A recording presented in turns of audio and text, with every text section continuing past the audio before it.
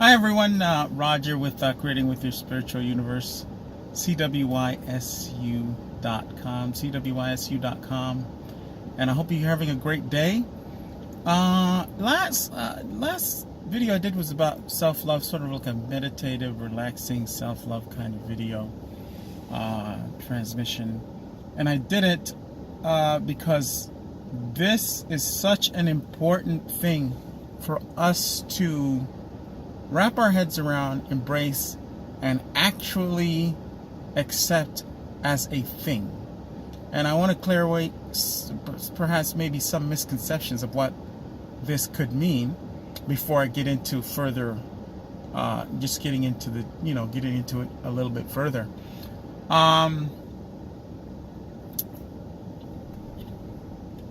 It's not about selfishness, and it's not about being in your ego. Just in case that is a thought that some of you may be having, or anything of that nature. It isn't that at all. And the idea that that's in the mind is a program to get you to devalue yourself so that you can easily be manipulated and controlled. Because if you do not see yourself as valuable in this existence, valuable on this planet, valuable to yourself, valuable to others, then you will not do the things that really count, the things that make changes, because you will not see how you are able to do that with the thought of worthlessness that might be running in your mind. So it's very important to understand that this is not about braggadocio or ego. It's more about having the right perspective and the right emotional attitudes towards yourself, because that's important, extremely important, because you just will not make much effort for things that you don't deem valuable. You won't spend much time on things that aren't valuable to you, and that includes yourself. And you'll come up with reasons why other things are more valuable.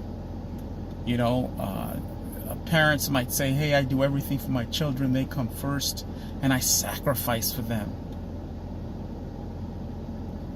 If you really, really, really look at that statement, it makes no sense. It makes no sense, because you can still be all of that and still love yourself. So you can still be all of that and still love yourself. And furthermore, if you think about that statement, think about the example that you're showing to those very children or the very family that you proclaim to love.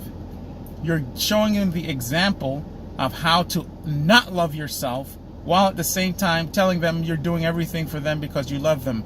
Those are two competing messages.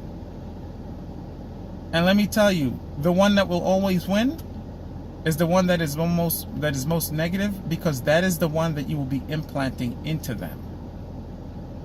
Because what you actually do for yourself is actually the example that your children will see and follow. Not what you do for them, but what you do for yourself. So it's very important to embrace loving yourself as a man and as a woman, because it's a little different for us. Not different in that it's a different phenomenon, but different in the way we approach it. And you first must address and understand and really, really think about what it is that you don't love about yourself and why you don't love yourself. Don't spend too much time on that, but spend more time on what that is bringing into your life. Just take a little time and go, what is it about, what is me not liking myself bringing into my life that I don't want? Because a lot of people complain about things that they don't want in their lives, and then they don't love themselves. Then they wonder why they are bringing in things that are not in their best interest or that don't bring them joy. Cut this light off. And so it all really begins with self-love, because how you feel about yourself is what is going to be, is what's in the subconscious. And the subconscious is what builds your reality. Your subconscious dictates your reality. Nothing else. Not anything out there, not what the government's doing, not what, how life is treating you, none of that. Okay? Because all of that is a result of what's in the subconscious. And it's also not what any being or any God or anything has got in store for you either. It is what is in your subconscious. And by coming to that foundation of thought, you will now be in position to change. You will be able to take responsibility, not blame, responsibility for your situation. And the key is response, in that word is responsibility. Your ability to respond and correct the situation. Responsibility. That's all it is. So once you then internalize and go, okay, this is how I feel about myself, and I have to correct it. I might not be completely at, what's the right word here, because I don't want to say blame. I might not have completely constructed this whole situation of the lacking of loving myself. Usually that starts off in childhood, and it's put there by your parents. They don't know that they're doing it. This is not about blaming someone else, but this is just going to the root of the problem so you can know where to start. Start with your childhood. Start with your inner child and work your way on up.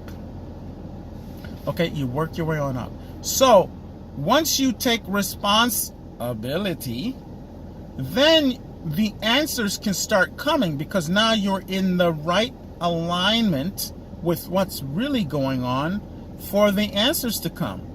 Because the answers have always been coming. But because you're not aligned with those answers, you're over here somewhere. That program has got you all kind of way. Now that you have sort of brought it back into alignment as to what to do to correct the issue, now you'll be in line with the answers that are flowing, and they're going to come from nowhere other than your own subconscious. Because once you come to the decision that you're going to do something about anything, the subconscious will start bringing you answers. And you must respond with right action for that to keep flowing. Because if you do nothing and the answers come, and you do nothing, then they'll stop coming, because it's doing no good. And you'll be amazed at how simple the steps are. And they'll just gradually start to become more clear. As you get things done, more starts coming, and eventually your life will start to change. You'll look back a year and you'll go, oh, wow, I'm a different person. I didn't even know what was happening. So the road to self-love is, the first step is self-acceptance. Accept who you are exactly how you are in that moment, in the moment. And then take the steps to become a better version of yourself. The answers will come. They are inside of you. And then, even if there is a person or a book or anything that you need that's out there, you'll be directed towards it. You'll be directed to the right people, the right circumstances, the right situations, and then you will start to really create the life that you want. But everything that you want in your life and that you desire, you must begin to love and accept yourself. And then through that one step in loving who you are, and then taking the things out that don't quite serve you, the things that cause you to feel negatively about yourself, and most of them are usually just programs just running in your head. You're just running in your head. Thought forms running in your head. Start replacing them. I did a video just not too long ago called How to Deal with Thought Forms. go watch that video and start employing those really simple techniques to start getting rid of the thought forms that rope you right back into the same dis-ease that causes you to feel the way you feel about yourself until they go. And it's not something that's going to happen overnight. This has been happening all your life. For most of us, it's a lifetime thing. Don't expect, oh, I did it for 1 week and it doesn't work. I did it for 1 month, it doesn't work. I did it for a few months. That stuff doesn't work. It doesn't work because you haven't dedicated the time. If you're serious about anything, things will shift. Things will change. They just will, because you are the creator of your situation. And so when we take responsibility in that way, without guilt, shame, or blame, without guilt, shame, or blame, then things will start to shift. And by the way, if there's guilt, shame, and blame involved, we got to step it back a little further and deal with that first. I will be making a video in the next few days about guilt and shame, blame, and how that is the one thing. Those three things are the things that will keep you where you are. They're like hooks. They're like anchors. They rope you into the worst situations that you could have in your life, especially shame, then guilt, then blame, because they all follow each other. So think about loving yourself and come up with reasons why about yourself that are lovable, because we all have them. And start dismissing the programs. If you want, or if you need a little guidance, you can come to us at Creating with Your Spiritual Universe. Book a session. We can talk about it, and we can then begin the process. We'll give you tools. We'll give you advice, support in the most loving way possible, but also a little assertive, because we're going to tell you the truth. But not only that, we're going to show you how you can find the answers within you and start taking the path towards loving yourself. Thank you so much.